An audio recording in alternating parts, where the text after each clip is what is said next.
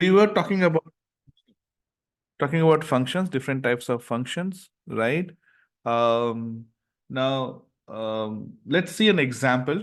Okay, we'll see an example, and then we'll move on to a few more properties of functions. So let's say I want to create, I want to create a function to generate prime numbers. Let's say, okay. So we'll create a function to generate prime numbers. We'll write a function where okay, which will take two values. Okay, so I'm going to say def gen prime or something.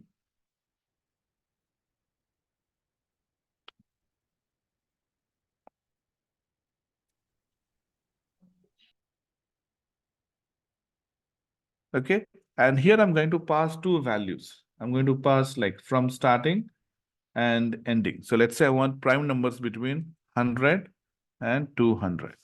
Okay, so I will pass, let's say, start and end. Okay, I call start and end. And here we will have our logic. Now, what is prime number? How do you define a prime number? So prime numbers are numbers, okay, which are divisible by itself and 1. Okay. No other number can perfectly divide. Perfectly divide means that when you divide that number, the remainder should be 0, right? That's what it means. So if I take 10 divided by 3, okay, you don't get 0 remainder, right? Remainder will be 1. 3 into 3, 9, and then you have remainder 1. Then, so is 10 a prime number? So you have to check from 2. So if I have to check, okay, let's do it here first. So if I have to check if 10 is prime number or not, okay, so I need to start dividing from 2 to 9, right? Because um, I said every number is divisible by 1 and itself, right? So, so anyway, we can perfectly divide 10 and we can divide like 10 by 1 and 10. So we accept 1 and 10. Okay, we need to check if it is divisible by every number from 2 to 9, let's say. But again, you see, if like you're talking from 2, right? So if it is like 10, for example, there is no point of checking number beyond 5 by 2, right? Because after 1, the next number that will divide it is 2, right? So 2 into 5 times. So definitely it won't be perfectly divisible for something which is, more than half. So there's no point of checking 10 with 6 or 7, right? Okay. So from 2 to half of that number, we need to check. And if it is divisible, then we say it is not a prime, otherwise it is a prime.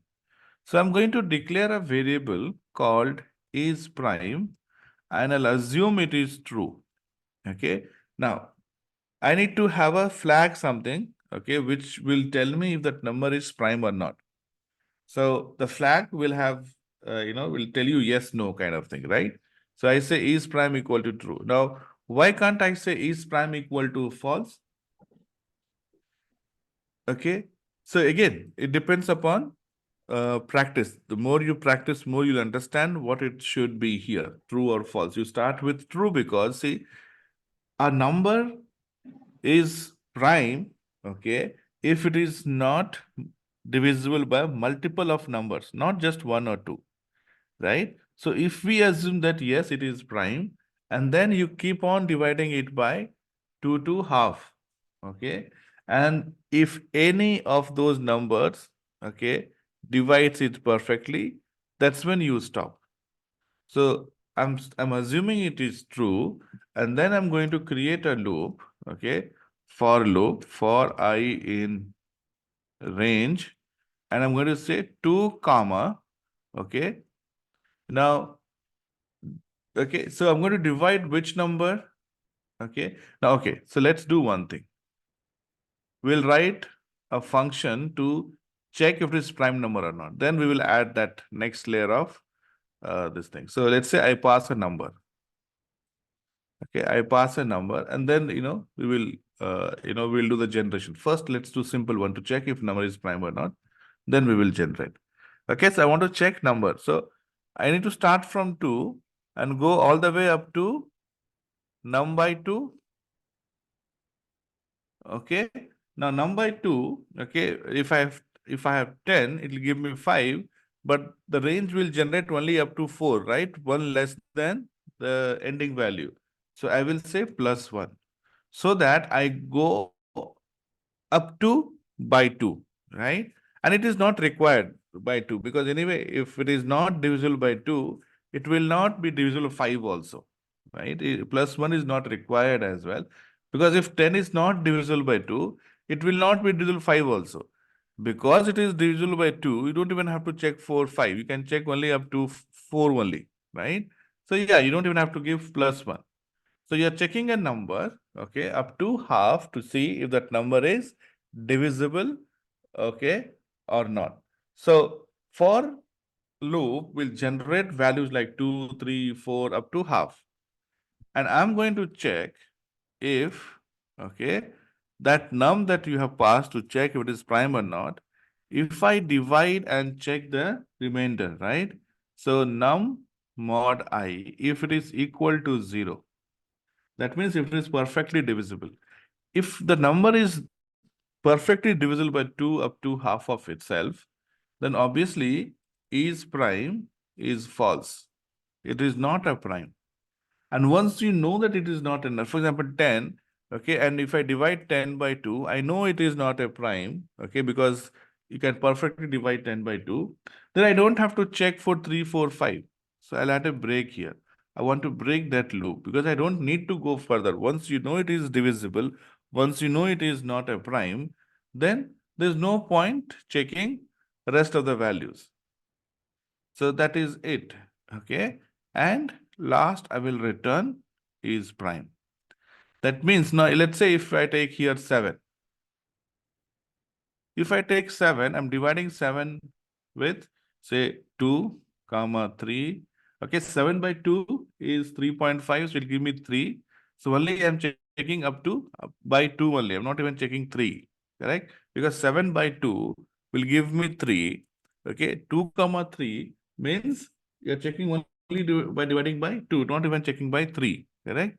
So it will generate, you're dividing only by 2. You're checking only by 2, correct? Now, if I take, let's say, something like 9, okay? Now, for 9 by 2 will be what? 4, right? 9 by 2 will be 4, correct? So, I'll be checking with 2, comma 3.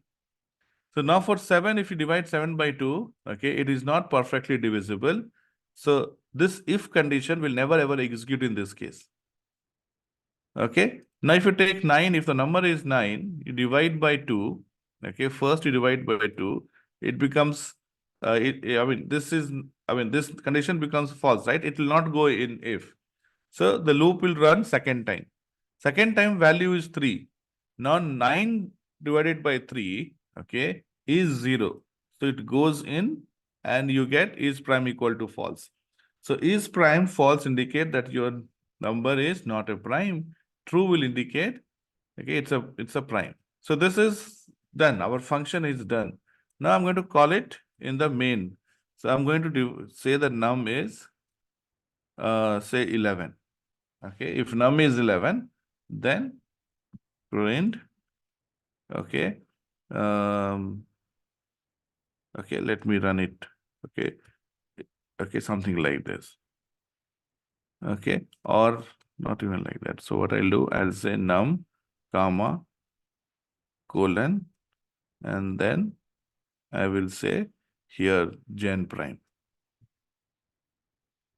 So gen prime will be true or false, right? So when you run it, it says 11 is true. Okay, and you can write if, and you can, you can add your own color to it, right? You can add your own message to it. Okay. Now, if I make num as say 110 or 100, okay, it should give us false, right? So this is how you can check if your number is prime or not. Okay.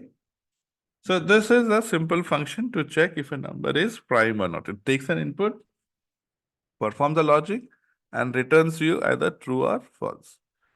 Now, I want to extend this logic to generate series of prime numbers, right? That was our original goal, to generate prime numbers. So,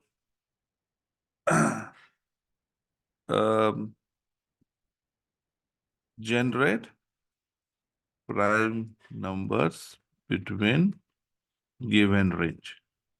Okay, so I'm going to say start, comma, end equal to, let's say I want to generate prime numbers between, first we'll start with, let's simple one, 10, comma, 100. Let's say between 10 and 100, how many are prime number, right? So I'm going to run a for loop for I in range. Okay, I'm going to say start, comma, end. Okay, and now what I'll do is I'm going to use a variable called check, okay, equal to, and I'm going to call this gen prime. And I is going to be value, right? So if I say 10, comma 100, first I will be 10, then 11, then 12, so on up to 99, correct? So I'll pass I. So I'm passing I, okay, and check will tell me true or false. Now, if it is true, I will print I, otherwise I will not print I, correct? So if check, okay, if check is true, then print I. So if it is prime only, I will be printed. If it is not, it will not get printed. And I'll print it in the same line. So I'm going to say end equal to, maybe I'll add comma. So now when I run it, you see, it tells me 11, 13, 17, 19. These are your prime numbers between 10 and 100. I can make this as, let's say, 1000, between 1000 and 5000, let's say. Same thing, it takes value and it has given us the prime numbers between 1000 and 5000. So these are your prime numbers. You can check them. Okay. So this is how you build your logic. You need to understand what you're trying to do. Okay. And then break it into steps. Steps here as we did here. Okay. You take that number, divide by, the other numbers like from 2 to half of itself. Okay. The moment you realize that it is not a prime, you break the loop. Otherwise, you will execute the complete loop. And automatically, since you are assigning value as true in the beginning before the loop, if this part is not executed, and this part will not execute it in case where number is prime, then is prime will be true. And then you do whatever you want to do. Whether you want to display as true, you want to display as some message, or you want to generate prime numbers. So this is an example of generating a generic function which can be used in multiple ways, right? You can use this way or you can use it this way. It's up to us how we use it. Right? Okay. That's good. Yeah. The next, we'll talk next about what is called as docstring. Okay. Docstring is also called as documentation string. Okay. Docstring. Now, every function, okay, there is a mechanism to add a documentation to it so that users, if they want to see, they can see, before using it. Now, let's say, print, for example. I want to know what print does, okay, before I actually use print. So I can do this way. I can say print because I want to print something. Help is a function, and in help you add print. Okay. Now see, this is a function which because I want to print the output of this, so I'm using print. But this I'm passing like a simple variable. I'm asking help. Tell me what is print. I want help on print. So when you run it, okay, you see, this is the help. Okay, this is what help gives us. In fact, I think I don't even have to give none. Let's see. Okay. Yeah, you don't even have to give a print. Help has an inbuilt print. So it has given, it tells us, okay. So somebody has written this comment, okay. This is documentation, has written document for print. Every predefined inbuilt functions will have help, okay. Print, you can say input, okay. It will tell you what input does. Okay, so this is the input. Read a string from standard input. Trailing new line is stripped. The prompt string given is printed to standard output without a trailing new line before reading input, right? You can anything, any function, the inbuilt function that we have done so many inbuilt functions, right? We have done int, okay? So this is the documentation string of int. So every inbuilt function has it. So when you create your own function, you should also add documentation. It's good practice. Okay. When you are, when you want to try some new function and you don't know what that function does, obviously, right? First time when you try to do it, you will not know. So it's good thing that you just say help and it'll give you the documentation. Now we created our own function, gen prime. Now, if I put here help gen prime and run it, okay, see, it just says gen prime, okay. There is nothing, there is no comment here that comes up. So how can we do that? Okay, how can we add that default documentation to each of those functions? We can by actually going here, okay. So documentation string, okay, is the first line in your function. It's a first, not line, I'll say first line of, or what should I say? See, documentation string is a multi-line. Okay, it has to be multi-line and multi-line command added at the beginning of the function. Okay, so it's a multi-line command added at the beginning of the function. Okay, just after colon. Okay, so this is beginning of your function. It has to be multi-line comment. Multi-line comment means triple quote, okay, not even single quote. So automatically it has added some content for us. Now this is where you can add your documentation. So I can say that this function takes a parameter or argument and checks and returns true or false based on okay, and returns, okay, what do I say?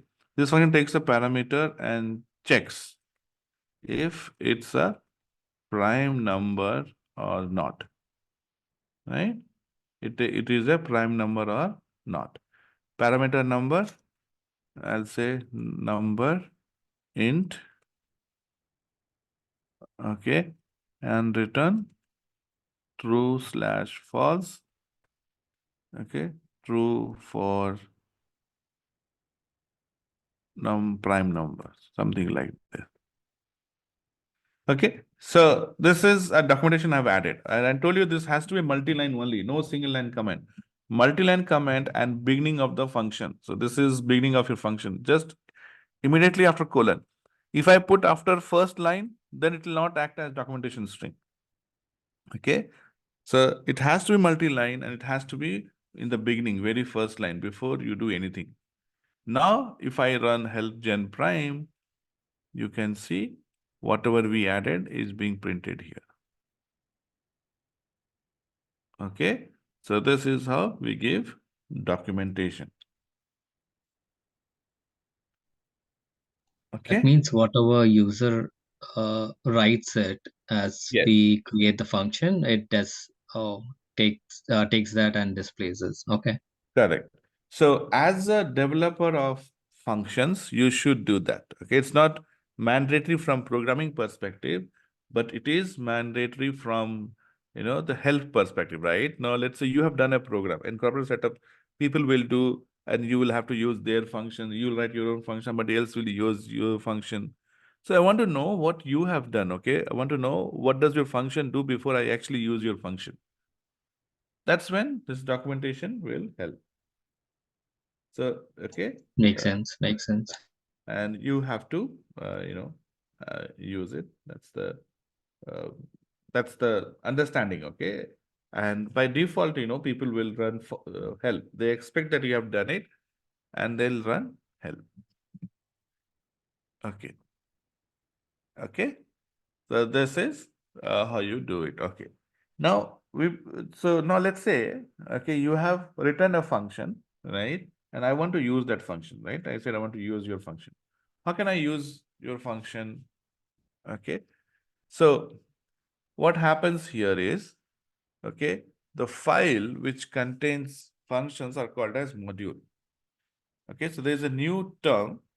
Okay, it's just a fancy term. Okay, it does not have any different meaning to it. What it means is modules. When you say, it means that, okay, you're talking about a file. Okay, module is nothing but a file which will have more than one function. Okay, so for example, let's say this file is your file and you have written these functions here. Now this is my file. This is where I'm working. This is where you are working, right? And it could be in a specific folder. And I'm working in this file. And I want to use your function. I want to generate prime numbers. Okay. So I want to generate, let's say I want to generate prime numbers between 50,000 and 51,000. Okay, that is my requirement. Now, since you have already created that function, why should I create my own?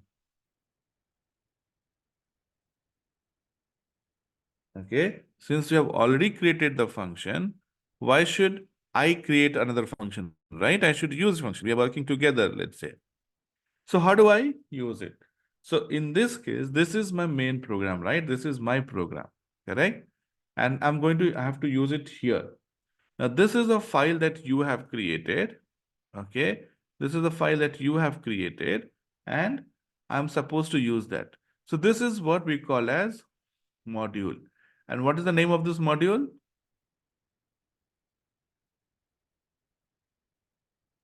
Infi APR. Underscore APR. Yes, exactly. That's Okay. the module name. Module name is nothing but the file name itself. So what I will say import Infi APR. See, Python is so clever. PyCharm is so clever. It has already suggested. So when I say import Infi APR, it means that I'm going to use part of, and you can only do what two things, functions and classes. Classes we'll see later, right? So modules will have functions and classes. Okay, or not that it will have. I mean, you can only use, okay, you can only import functions and classes. Now, how many functions it has? It has only one function, no classes. So basically, you can use only one function from this file. So, okay. So now when I say import Infi APR, now I run it. See what happened? All those things also got executed. Whatever you did here, everything got imported here. Right? Okay. I don't want to do that. Right? I don't want to execute your program. I want to use it in my way. Right? I don't want what you have done. So what you should do, and this is the best practice, as we learn more, right, we have to improve our programming skills, correct? Or the way of programming. So now what you do is, okay, remember, you have to put something called as name equal to main. Okay. Now you put all your functions before. Okay. And when you call, okay, and this is for every practice. Okay. Whenever you're writing a program, your program should always start with if underscore underscore name underscore equal to underscore main underscore. Okay. If underscore name. Okay. Now I told you before also, I'm not sure. Okay. But if I've not, remember this. Whenever you see underscore before and after, that means it has a predefined meaning. Python knows what we are doing here. Okay. So it's like a variable. It's like a variable only, but it has a predefined meaning. It can be a function also. We'll see. Okay. We'll see a few functions also. So whenever you see underscore something underscore, and that's why when you are creating your own variables or function, do not use underscore before and after. Okay. We will have to use before. This is again, we will see when we go to classes. You will have to use sometimes underscore before the name, but don't use underscore after the name. These are reserved for, okay. Now you can do it, not that you can't do it. I can say here, is prime. I can say something like this. Okay. Python will work fine. I can say something like this and I can copy and paste here. Okay. Nobody is stopping me from doing it. It will work fine, but it is not suggested. Okay. Because underscore before and after both, not just one side, but both the side is reserved for inbuilt functions and variables. They have some meaning. Okay. They have a predefined meaning. Okay. So what is the meaning of this? It means, okay, who is calling the function? Now, when I go to P18, I'm importing infi-APR. So infi-APR is also getting called, but who is calling infi-APR? P18. So P18 is the main file. P18 is the main file, not infi-APR. So who's calling this? If I run directly here, then infi-APR is calling all these. Okay. If I right click and run here, then infi-APR is calling all of this. But when I go and right click here, then all those are called by P18. So when I'm writing these code, I want these codes are only for me, not for somebody who's using my file. So I will say name equal to main. That means the main file is being called by this file name. Okay, so name indicates the file name here. So if you're directly executing this, that means this file name, the name is same as your main. This is your main file, correct? And main file is being called by the same name.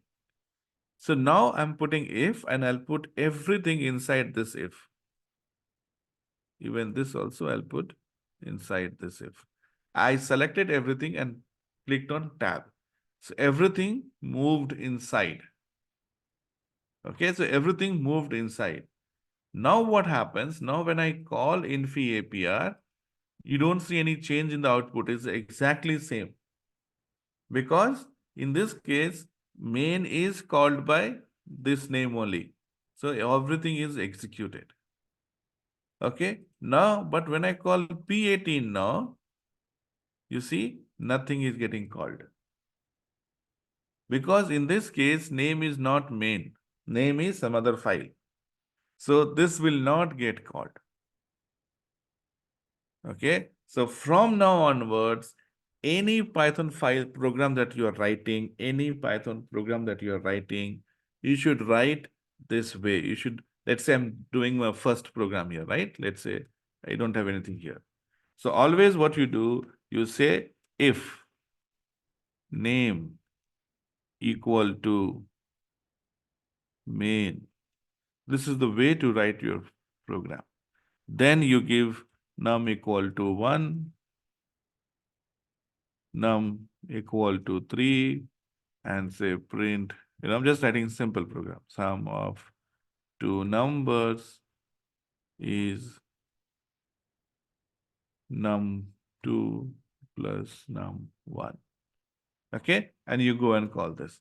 This is the extra step that you have to do from now on. Okay, this is how we write program, and this is what you have to do from now on. Always have this line name equal to main. You know why, right? That if somebody tries to use, now if you have not added any function, nobody will use your file. Okay, nobody is interested in what you are doing. They're interested in the classes that you have written, the functions that you have written. Now, if you have to write a function for your file, for your program, you go here and write.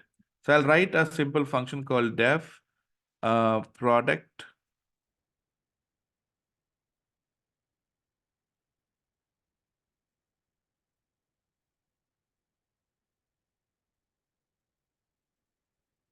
Okay, so I'll write a def product val, and let's say I use n1 comma n2, and I will say return n1 into n2. So any function that you have to write. Okay, now again, you see, if you want these functions that, okay, you are okay with your colleagues using your function, then you will write it here. But there are some functions which you are using for your own work and you don't want your colleagues to use it. In that case, you will write your function inside only, because whatever you write here is not available to others. What you write above this are available to your others, right? To your colleagues and others. So anything that you write inside this is not available outside this file. Okay, P18. So this can be used only in P18. Whatever you write outside this is not available for other files to use it. Okay, so if you're writing a class, you write a class here. You're writing a function, you write a function here. Okay, and everything, all the logic you will write inside this. Okay, so here we have done something similar, right? Now this function is outside. See, function I have not put inside. Function is outside. So now when I call here, now my intention is, okay, to generate prime numbers between 50K to 51K, right? So what I'll say, for I in range 50,000, comma 51,000. Okay. Now I'm saying, now I have to call that function, right? So I'm going to say check equal to. Now that function is in Infi API, right? So I'm going to say, did I import? No, right? I had deleted, correct? So import Infi API. Now I'll say Infi API dot. Now see, it is giving me everything that is available there. I want function f is function. Okay, and here I will pass I. See, it may be little too much, so let's make it 500 only. Okay.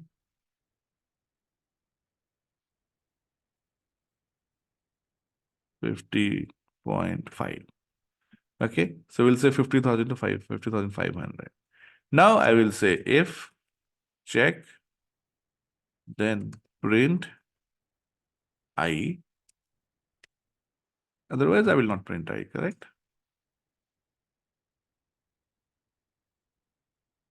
So this is how you can use a function which is in different files. So see, these are the prime numbers between 50,000 and 50,500.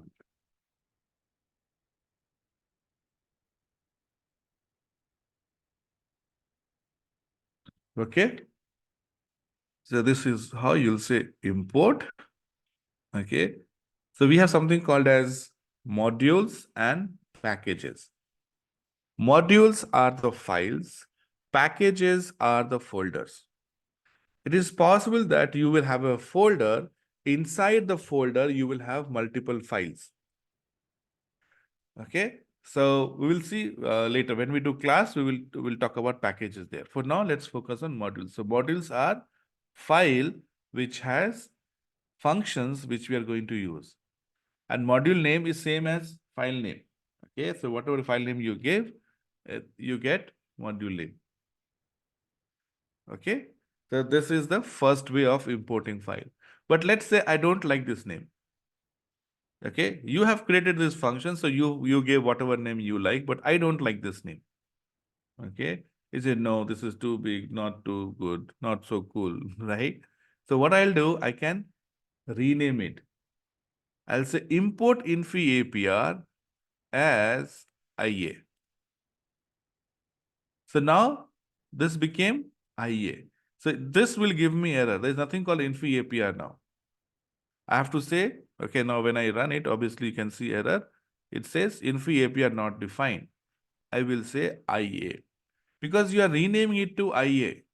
So after renaming it, it becomes IA, and when you run it, okay, see, it works just fine. So you can import and then you use like this, or you say you give an alias. So alias you give as, okay, infi APR as IA. So now it is IA which is available for us to use it, and you can use that. Make sense?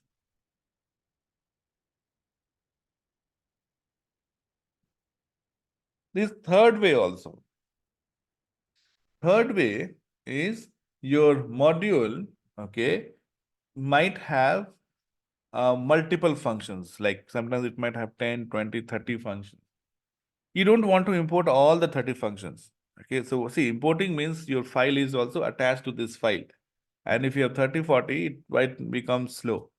So say, okay, there are 30 functions there. I just need one or two, right? If you need 5 or 10, better you import all. The benefit is not much. But if you just need one or two, then why do you have to import all the 30? Because when I say import this, all the whatever 30 functions which you have written here will be available for using. So in that case, okay, in that case, what I'll do, I will say